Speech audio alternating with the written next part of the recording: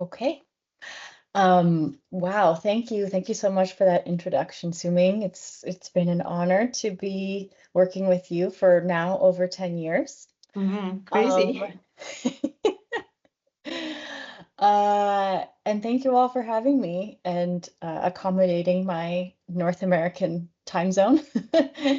Um, I wanted to just start by acknowledging the lands and the people of the lands where I'm located today. So I'm actually not in Vancouver today. I'm in Ontario, and so I'm on Anishinaabe and Haudenosaunee lands.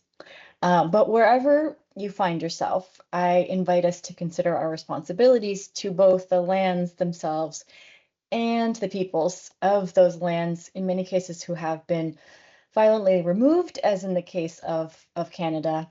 Um, and acknowledging the land isn't just about the land where we immediately find ourselves, but also the land that allows for our modern existence. So the earth minerals that are mined to create the computers that are allowing us to connect, and the deep sea fiber optic cables that are the backbone of the internet, all of these things are also land that are enabling our lifestyles and often in very destructive ways.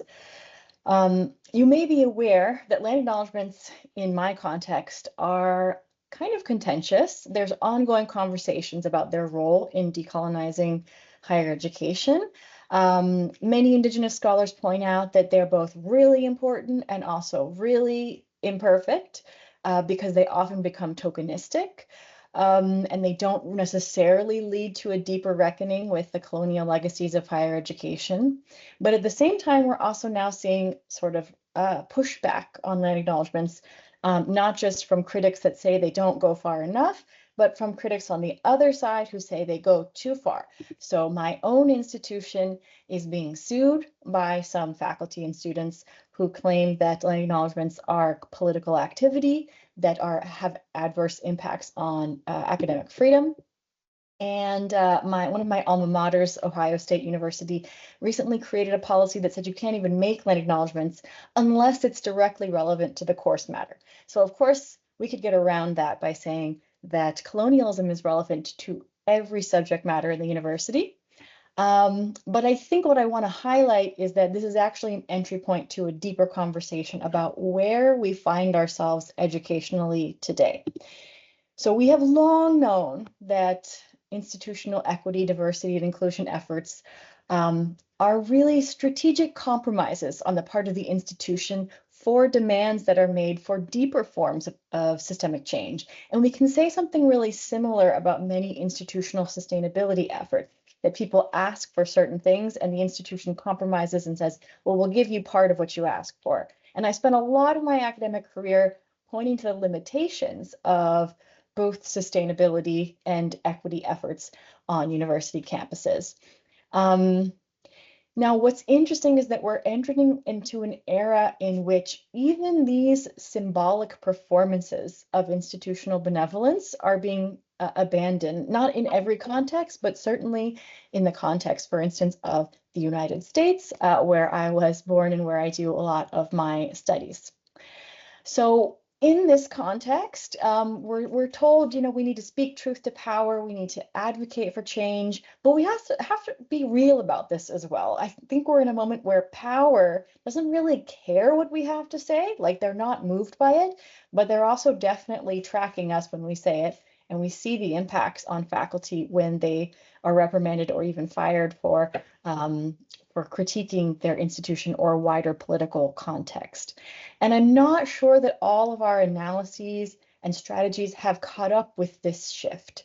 So my focus today is not so much on critiquing the limits of sustainability itself, but asking us to reckon with the limits of a wider system in which the notion of sustainability even makes sense. So this is a talk about sustainability that's not really about sustainability.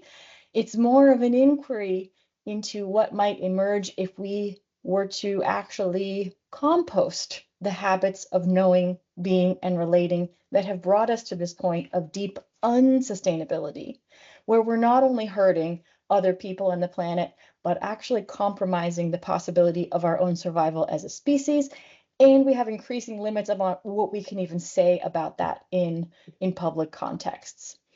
So I'm asking us to think about how we can meet the moment in a way that is honest about where we are, that is informed by the past, and also honors our responsibilities to the future.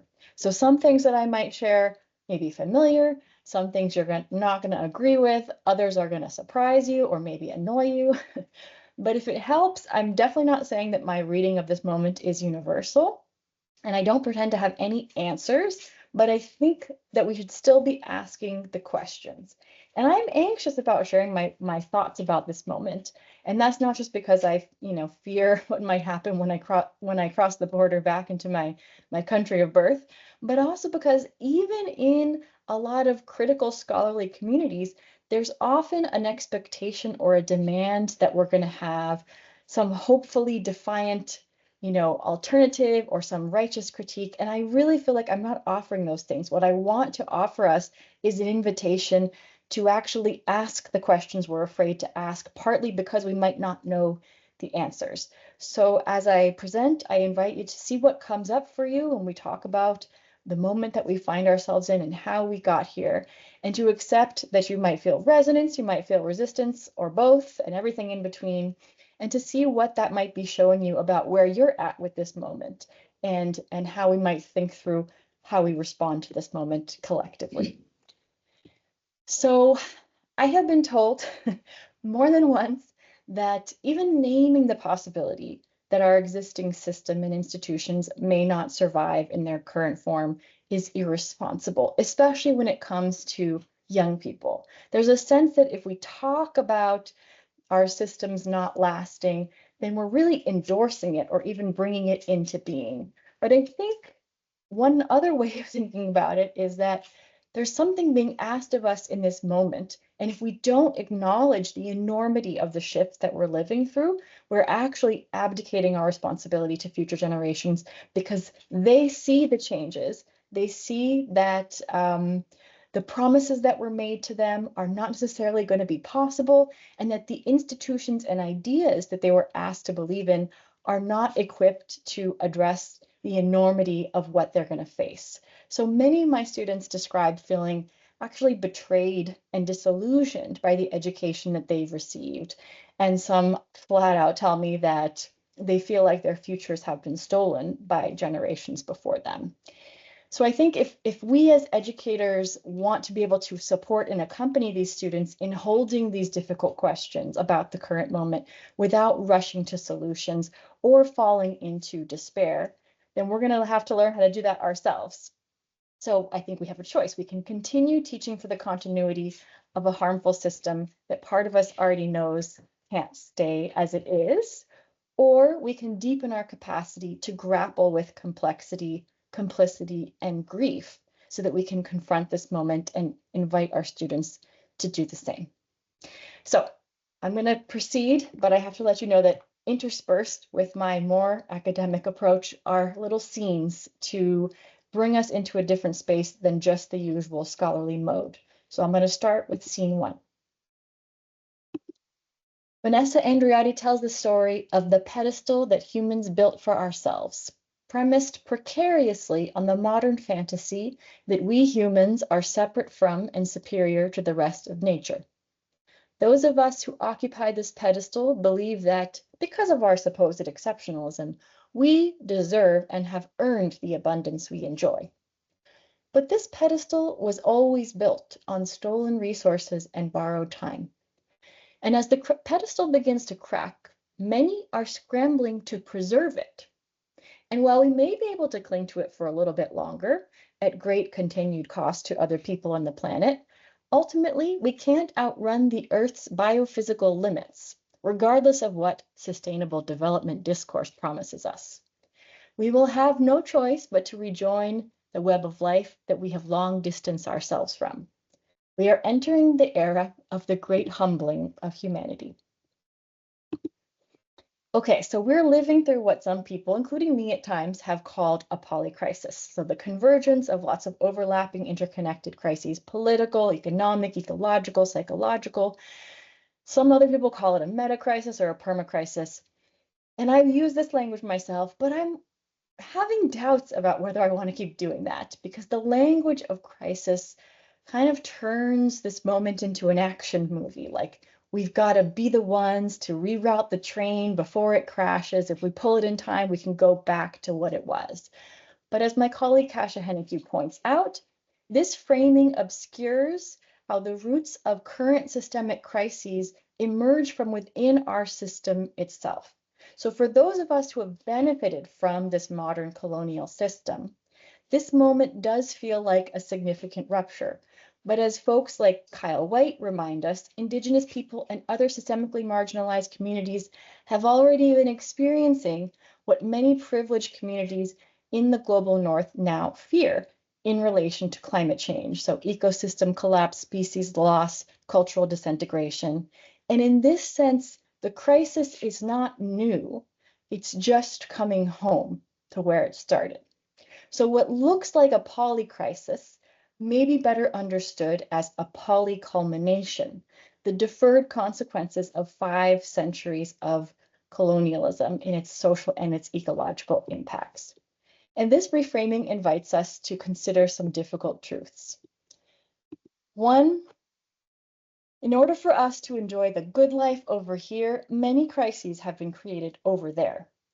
This is perhaps empire's strongest spell. It socializes those of us who benefit from the shiny side to deny the true costs of our daily existence. Two, for those of us who have been buffered from the violence of empire, our nervous systems do not generally have the capacity or the stamina to process what is unfolding as empire reasserts itself, not only abroad, but increasingly at home as well. So we will need to learn how to regulate our nervous systems as the communities that have faced this violence before have always done as a matter of survival. We're not going to be able to move wisely through this moment if we are panicked, and unregulated nervous systems are very easily hijacked by authoritarian promises of a return to order and prosperity. Three, the only way out of this moment is to go through it. And if we make it through, we may be unrecognizable on the other side. But maybe if we can see that this system has always been violent and unsustainable, we will be less likely to panic as it crumbles around us. So as the pedestal we've built for ourselves is coming down, we can either choose to step down from it and begin to compost its mistakes, or we can stand stubbornly in place and allow the pedestal to bring us down with it. I would say that it seems like a lot of us are undecided about what we want to do. I include myself in that. We're not ready to give up the pedestal, but the cracks are beginning to show. So scene 2. Late this summer, a former student of mine from a course about higher ed and climate change reached out to me after reading about the ICJ advisory opinion that states are legally obliged to protect the climate. She told me I wanted to be excited, but all I felt was numb. How can we expect international law to make wealthy countries curb their emissions or pay climate reparations if it hasn't been able to stop a live stream genocide? Now, of course, part of me wanted to assure this student that things were not so bleak, that maybe there was still hope for justice from our existing systems. But I also didn't want to offer false assurances. So instead, I listened and I told her I also have that feeling of immense grief. And I invited her to sit with me to think about how we might practice staying present to the painful realities of this moment without falling into despair or letting our grief immobilize us. We didn't figure anything out, but we felt it out. Okay, so while polyculmination can describe where we find ourselves within this wider temporality of the modern colonial system, we can also zoom in a bit and look at the rise and fall of the post-war international order. So this is kind of the most recent version of this modern colonial system that has been in place for about 80 years now. So after World War II, this new world order promised that humanity was on a linear path of progress and development. And of course, the West was placed as the leaders of this development, with the non-West being positioned as those needing to catch up to the West. And colonialism was treated as a past event. The Holocaust was treated as an anomaly rather than a wider pattern. And this order promised that justice would inevitably arise from maturing democracies and more access to higher education and a more inclusive market. But of course, it did not offer the promised benefits for all. So despite formal decolonization in much of the world, colonialism continued by other names and in other forms through client states and covert interventions, economic hegemony, debt diplomacy. My own home country of the US was a central actor in many of these efforts, covert efforts around the world to try and assert its influence, as well as, of course, direct wars like the Vietnam War. Now, meanwhile, in the West, there were some efforts to expand rights for systemically marginalized citizens as a kind of interest convergence, because granting more rights and opportunities within the West allowed it to say that, yes, you could have equality under capitalism. Now, for much of the world, the parts that were subject to the sharpest edges of empire, this post-war promise always seemed like a lie. But for many within the West, we saw it as the best possible option. We were captured by many spells that were sewn into our course syllabi and came through us through movie screens and headlines. So we had the spell of universal progress, the progress that humanity was on this linear path of Western-led development and the rest of the world was going to follow. 2, the spell of nation-state benevolence, the assumption that the nation-state was the natural, neutral container of sovereignty, the protector of rights, and the primary actor in global affairs. Then the spell of the capitalist market, the faith that the market would always self-correct and that capitalism could benefit all of humanity. The spell of white Western supremacy. So what was now explicit as white supremacy was now more implicit and even sometimes denied at the same time as Western powers continued to assert it by asserting their moral, epistemic, and political authority to define justice and peace and common sense. And then the spell of promised equality. Although, inequality was never eliminated, there was this premise that that's what the direction we were moving in. So internationally, there was foreign aid, there's NGO, philanthropy, and civil society created this buffer and this illusion of equality, whereas domestically, things like more access to higher education did the same. So these spells were never totalizing. Of course, there was always critiques, even within the West, but many within the West saw this as the best option and sometimes didn't even see that it was happening at all. We just assumed that this was how things worked. And they worked because somebody else was paying the price somewhere else. So war, waste, poverty, pollution, those were all displaced onto other communities and geographies and generations. But now the effect of these spells are kind of fading. There's a lot less trust in public institutions and governments and universities and media and healthcare, the legal system, and this feeds hyperpolarization and nihilism and a longing for ontological security to come back, which of course authoritarian projects are very eager to exploit. There's also shifting geopolitical and economic alliances. You see the rise of the BRICS and the kind of decline of the US-led Western hegemony toward a more multipolar world. We see the growth of inequality, but also alternative trade alliances solidifying, a lack of faith in international law, as my student exemplified, and of course, the ecological bill for centuries of economic expansion on a finite planet. So I think the Earth's boundaries folks just released their latest report that we have now passed 7 of the Earth's 9 planetary boundaries. So even for those of us in the West who had been really invested in these stories, the gap between the stories we're told and the world we actually inhabit now has become a lot wider. So the spells, I would say, are fading, but that doesn't mean we're all ready to let go of the promises that came with the spells. So Naomi Klein and Astra Taylor have called this era an era of end-time fascism. And they think that oligarchs are both planning for and accelerating social and ecological collapse. And in the meantime, they're accumulating as much wealth and power as they can. And they don't have much need for the rest of us. And I think when I think about the response to the genocide in Gaza from the West, I think it's not only people's empathy with Palestinians or the fact that we feel powerless to stop what is happening, but that our ideas of our own agency feel increasingly feeble. So when we allow ourselves to consider that we can't stop this from happening, we also consider that we might not be able to stop this from happening to us either. So there's maybe a greater willingness to consider that what worked before did not work, but we're just scratching the surface of what this means and how we're entangled with it. So for now, many people still seem to believe that we can continue benefiting from the shiny side of empire without facing up to the fact that these shiny promises have been subsidized by violence. But then we're denying that we're facing a crisis of our own making. We externalize it. This can look like punching down, blaming immigrants for the problems of a society. It can also look like punching up, blaming elites for systemic harm. And of course, they are disproportionately responsible for those harms. But people like me also benefit from these unequal systems.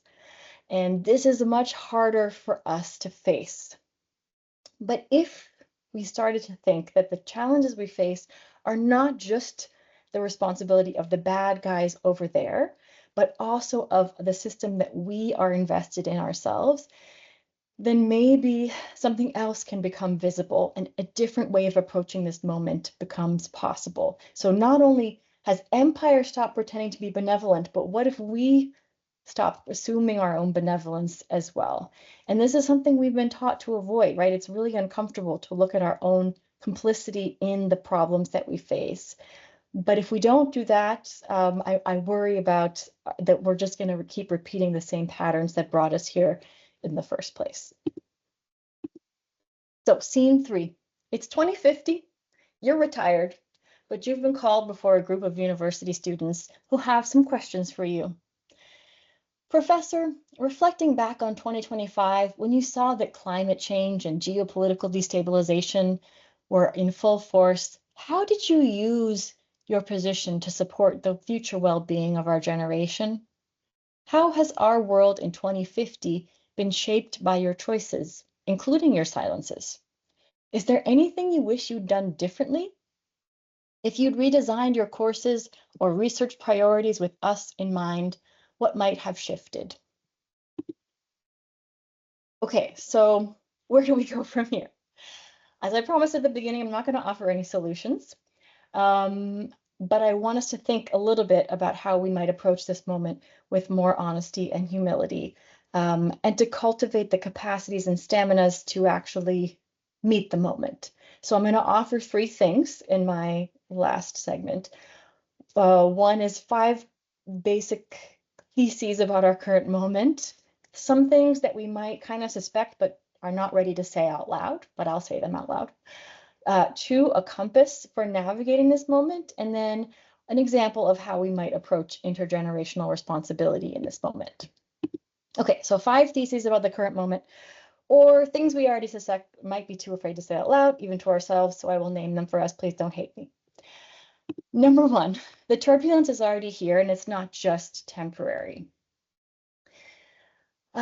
This is not just a future threat, it's a present reality. I think we can look out our windows, we can look at the headlines and know this. I don't need to repeat what these are, but just remembering that we are in this moment of destabilization and that this has been the reality elsewhere for a long time as the cost of our own stability.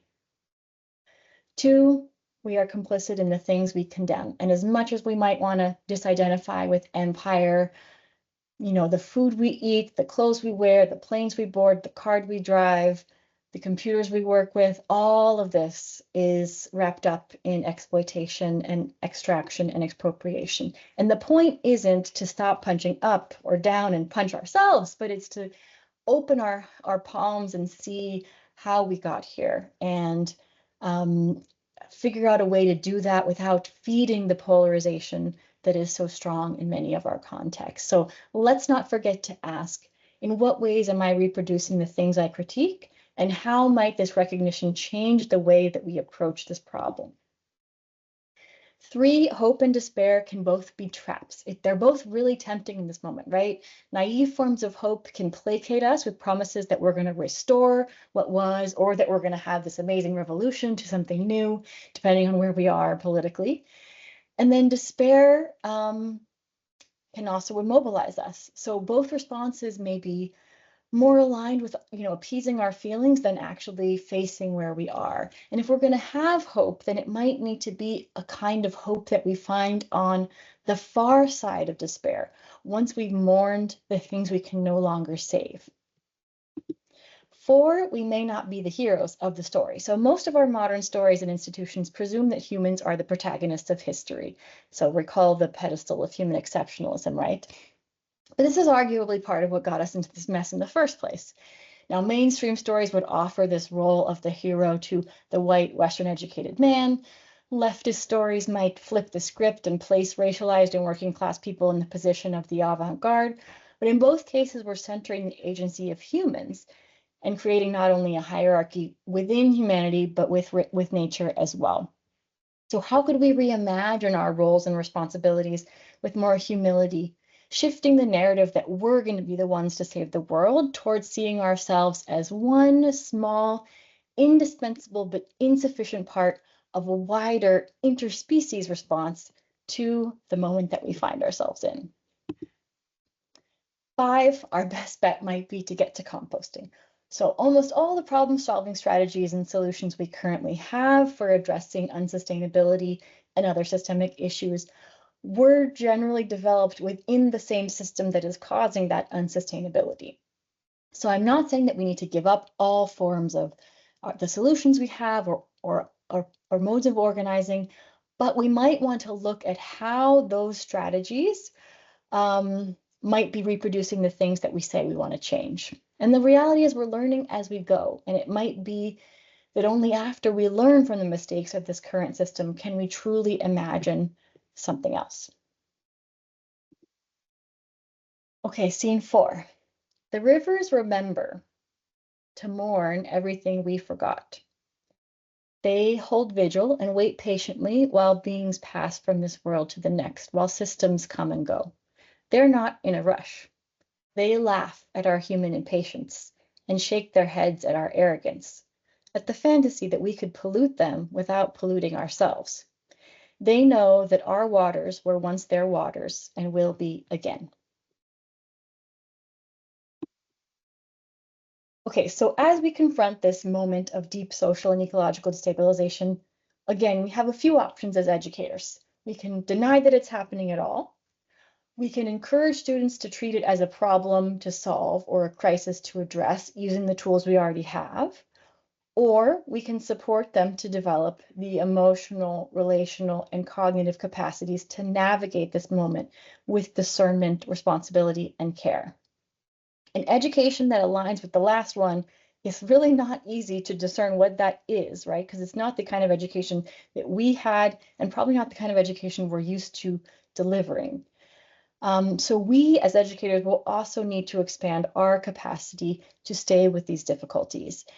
And precisely because there's no clear path for how to do that, it's really tricky to know where to step next. And so I'm going to share one example of an effort to think about a compass that could help us move, given that we don't have a map of where we're going. We might need to step just one step at a time towards something different. So this is called the SMDR compass. It was created by the Gesturing Towards Decolonial Futures collective that I'm a part of, and it outlines 4 capacities for moving with integrity through the storms that we are living through. So the first is emotional stability, essentially the capacity to stay regulated amid turbulent weather, holding space for difficult feelings like grief, anger, and fear, and asking what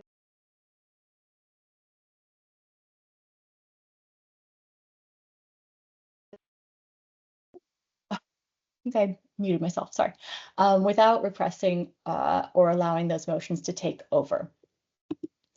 Next is relational maturity, the capacity to hold tension, contradiction, and conflict with compassion and humility.